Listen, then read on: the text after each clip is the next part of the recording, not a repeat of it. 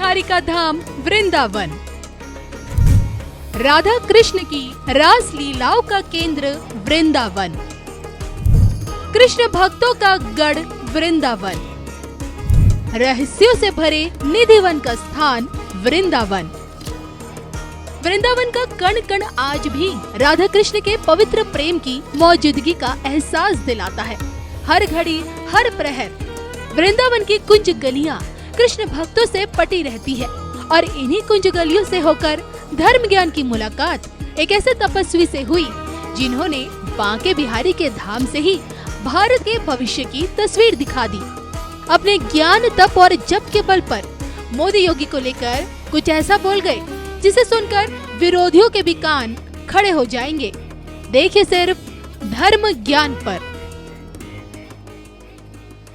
महामंडलेश्वर आचार्य स्वामी Shyamanand Paramhans व्याकरणाचार्य PhD। महाराज जी, आप यहाँ कब से वृंदावन? हम अभी अयोध्या से होकर के कल शाम को यहाँ आए हैं। रहते तो हम दिल्ली में हैं। हमारा आश्रम दिल्ली में पहाड़गंज में श्री कृष्ण आश्रम है और हम भी पूरे भारत में घूमते हैं, धर्म का प्रचार करते हैं, भागवत कथा, राम कथा, शिव पुराण, देवी भागवत ये सब करते हुए घूमते रहते हैं। अयोध्या से यहाँ आए, अयोध्या के बारे में क्या कहें? तो अयोध्या की व्यवस्था तो ठीक है, बढ़िया पब्लिक के रहने खाने की बढ़िया आराम से दर्शन हो रहे हैं। अब वहाँ किसी भी तरह की कोई तकलीफ नहीं है कि रामलला के दर्शन का आनंद आप उठा पाए इस बार? हाँ, उठा पाए पूरा। क्या लगता है आज जो रामलला के दर्शन प्रत्येक राम भक्त कर पा रहा है, इसके पीछे की क्या वजह है? अभी व्यवस्था अच्छी है योगी जी की, इसलिए राम भक्त जितने भी जा रहे हैं तो खुशी खुशी सब दर्शन हो रहे हैं। कांग्रेस की सरकार में ऐसा हो पाता? अब मुमकिन है ऐसा? कांग्रेस की सरकार में अगर हो? असंभव। कांग्रेस की सरकार में क्या कोई भी सरकार होती, मैं तो यही कहूँगा, कहना तो नहीं चाहिए। मोदी ने, योगी जी ने जो काम कर दिया, और वो जब तक सूर्य चंद्र तारे रहेंगे तब तक योगी मोदी का नाम अमर हो गया। अब मोदी योगी के अलावा कोई करता भी तो जीवित नहीं बचता। हाँ, हमारे तथाकथित शंकराचार्य विरोध कर रहे, न पैसा है न जनाधार है। मोदी योगी के अलावा कोई होता तो बचता ही नहीं, अभी तक दुनिया में नहीं रहता। आपको भी लगता है कि मोदी जी में एक दैवीय शक्ति है?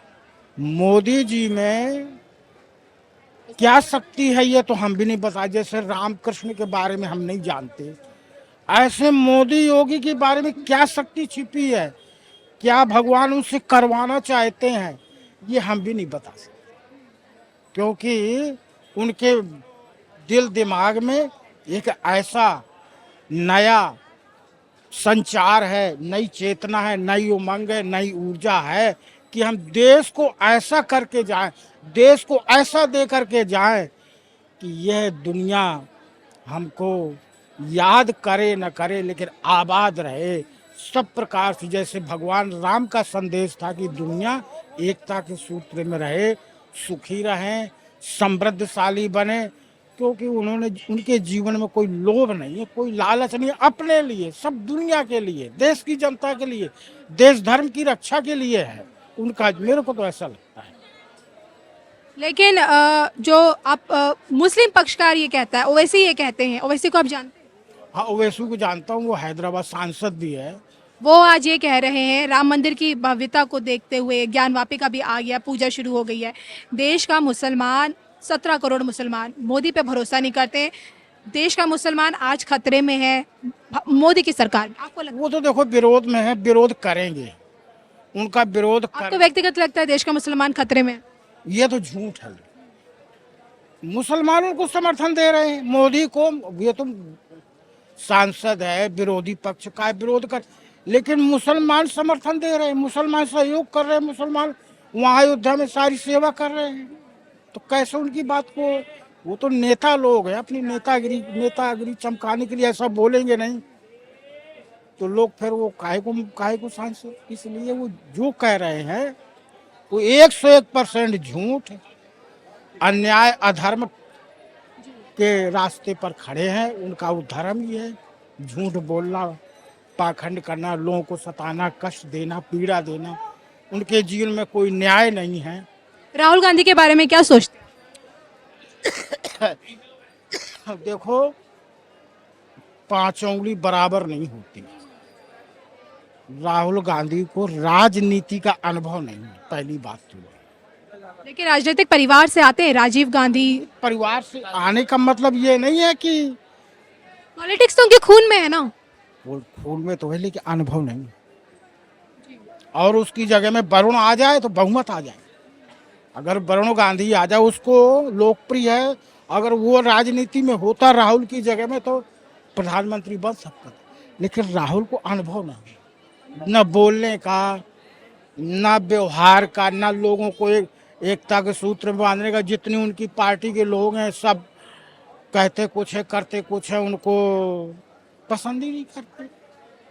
अगर पसंद करते तो आज ये स्थिति नहीं है। ममता बनर्जी बंगाल ममता बनर्जी तो सपना देखती है प्रधानमंत्री का। लेकिन प्रधानमंत्री नहीं बन पाए। सपना तो देखती हैं। वही बात है ना, जैसा मोदी ने पूरे दुनिया को, पूरे भारत को एकता के सूत्र में बांधा, अपने बलबूते पर मोदी जी प्रधानमंत्री बने हैं। ऐसा कोई अभी देश में नेता नहीं कि मोदी जैसा पूरे भारत को एकता के सूत्र में बांध करके। और नहीं तो आप अपने ही बीजेपी में देख लो, अडवाणी सब छत थे, जोशी थे, लेकिन मोदी जैसा चमत्कार दिखाने वाला अब कोई किसी पार्टी में नहीं। चाहे ममता बनर्जी हो, चाहे मायावती हो, चाहे नीतीश कुमार हो, अखिलेश अखिलेश अखिलेश भी। तो देखो, दोनों बातें हैं, जनाधार भी चाहिए, पैसा भी चाहिए। तो अगर किसी के पास पैसा है तो जनाधार नहीं है, जिसके पास अब जनाधार सबसे बड़ी ताकत है, पैसा से भी ज्यादा बड़ी ताकत है। तो दोनों चीजें जिसके पास हो जाएंगी वही प्रधानमंत्री बनेगा। अभी पूरे भारत में, अब बल्कि मोदी ने जो काम कर दिया है भारत को छोड़कर दुनिया में, वो कोई कर नहीं सकता। सब मोदी की जय जयकार कर रहे हैं। मोदी का जो प्रभाव है, जो वर्चस्व है, मोदी की जो सोच है, वो यही है। क्या है? सर्वे, मतलब पूरा विश्व एकता के सूत्र में रहे।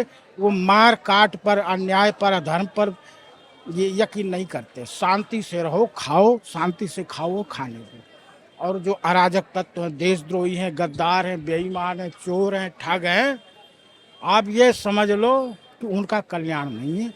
कल्याण उन्हीं का है जो शांति के रास्ते पर चलते हैं। मोदी और योगी के लिए आपके दिल से क्या आशीर्वाद निकलता है? अब आशीर्वाद हमारा हृदय से हाई है कि वो इसी तरह देश धर्म की रक्षा करते हुए उनके जीवन का प्रतिपल प्रतिक्षण मंगलमय हो, उनका कल्याण हो। और हम तो यहाँ तक कहते हैं मोदी जी को, यहाँ तक कि हमारी आयु भी उनको पूरी लग जाए और वो हर प्रकार से स्वस्थ रहे, मस्त रहे, इसी प्रकार देश धर्म की सेवा करते रहें।